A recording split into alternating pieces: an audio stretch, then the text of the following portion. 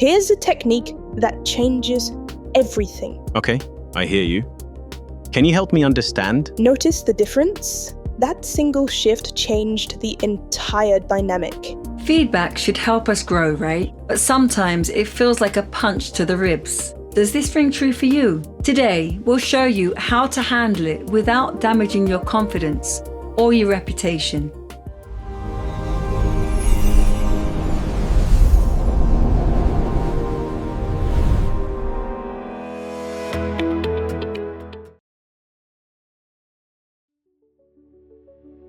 Thanks, Hayley. Picture this. You've worked hard on something. You're feeling reasonably good about it. And then your manager tears it to shreds with blunt feedback that feels harsh and unfair. What happens next is a natural reaction. Your heart races, your mind goes defensive. Suddenly, you're not hearing what they're saying. You're just hearing how they're saying it. Today we're exploring how to take feedback when it feels like criticism and why the delivery might have nothing to do with you. Although it might not feel like it at the time, harsh delivery does not always mean a personal attack. In this session, two people in the same team, Anna and Dev, are going to walk us through it. Let's watch this play out. Dev's just submitted a client proposal he's been working on. His manager, Anna, has called him into her office. Dev, sit down. I've looked at the proposal you submitted. I need to be straight with you. This isn't where it needs to be. The client's section is vague, the costings don't add up properly, and frankly, I expected more attention to detail from you. Right. I thought... I need you to rework this by tomorrow morning. We can't send this out as it is. Notice what's happening here. Anna's tone is stern, her words feel harsh. But look closer. She's stressed, distracted, probably under pressure herself. Dev doesn't know this, though. All he's processing is how it feels. Here's what Dev doesn't see. Anna's boss has been pushing her on this client pitch. The deadline's moved forward by 3 days. Another team member is off sick. Anna's not being harsh because she doesn't rate Dev. She's being blunt because she's overwhelmed and needs this fixed quickly.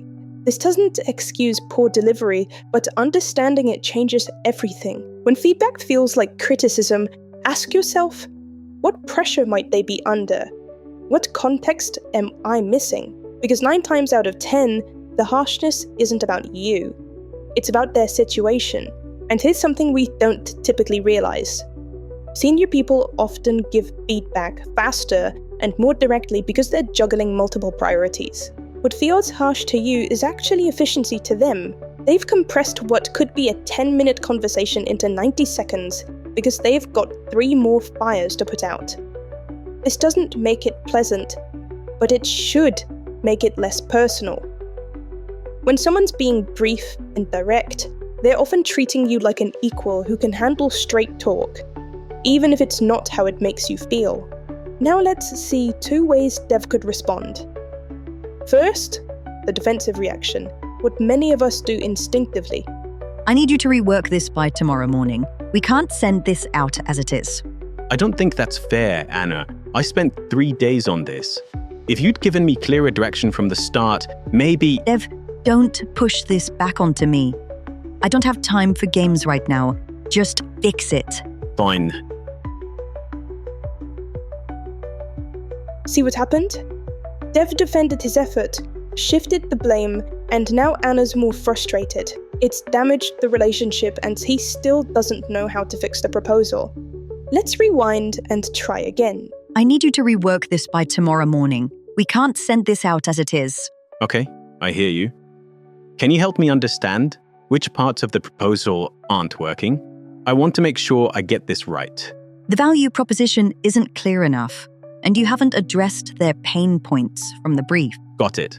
And on the costings, is it the breakdown format or the actual numbers? Format, mainly. Use the template from the last pitch. Look, I know this feels abrupt. I'm under pressure on this one, but I think you can turn it around. Understood. I'll get it sorted. Notice the difference? Dev didn't defend, didn't explain, he asked clarifying questions. This did 2 things. He got actionable information, and he showed Anna he was focused on solutions, not feelings. That single shift changed the entire dynamic. Once Dev's out of that room, here's his real work, separating the message from how it was delivered. He needs to reframe what was actually said. Not, Anna thinks I'm rubbish, that's the emotion talking. What were the specific issues? Client section vague, costings format wrong, value proposition unclear. This is crucial. Harsh feedback often comes wrapped in tone that makes us feel criticized as people, when actually we're being told about specific, fixable things. Strip away the delivery, look at the facts, and suddenly you've got a task list instead of a crisis. Here's a technique that changes everything. The 24-hour rule. If feedback feels particularly harsh, give yourself 24 hours before you respond fully, but acknowledge it immediately.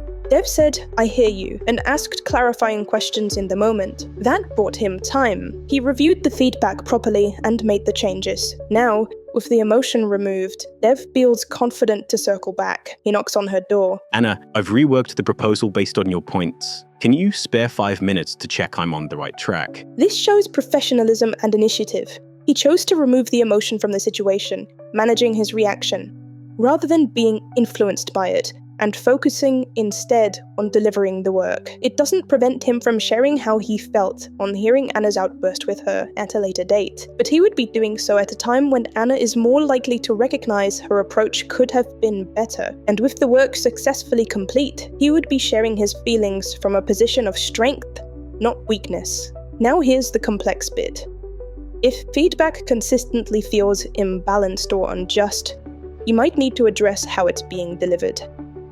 That's a different conversation, one we'll tackle another time, because it involves knowing when to speak up about communication styles without damaging the relationship. But here's what you can control right now: not letting harsh feedback derail your confidence day to day. Building resilience without becoming hardened.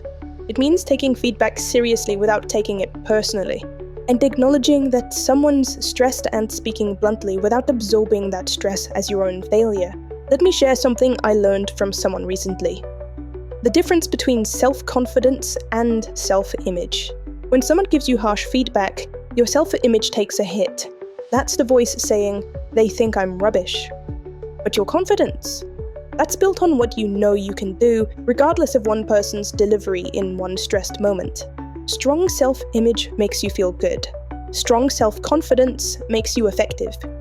You don't need the first to have the second. Some of the most capable people I know have terrible days when they feel criticized. But they still turn up and do the work because their confidence isn't tied to how feedback lands. It's tied to what they can learn from it. The balance is this: protect your mental health whilst keeping your manager on side. For now, focus on the first part. When feedback stings, pause. Breathe. Ask yourself, is this about my work or my worth? Because harsh words about a proposal don't define your capability. They define a moment, a task, a thing that can be improved. Before we finish, one critical point. If feedback is consistently critical from the same person or crosses into personal territory, questioning your intelligence, your character, your right to be there. That's not about delivery anymore, that's about behavior. This session is about handling one-off harsh feedback from stressed managers. It's not about tolerating patterns of disrespect. If you're constantly walking on eggshells, if feedback regularly leaves you feeling small rather than informed, that's a bigger conversation, and possibly a bigger problem.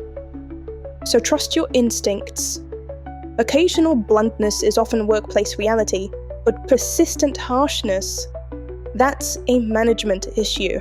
Taking feedback is a skill, not a personality trait. The more you practice, the more resilient you become without losing the ability to learn and grow.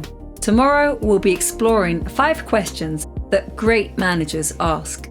Anna on a good day. See you then.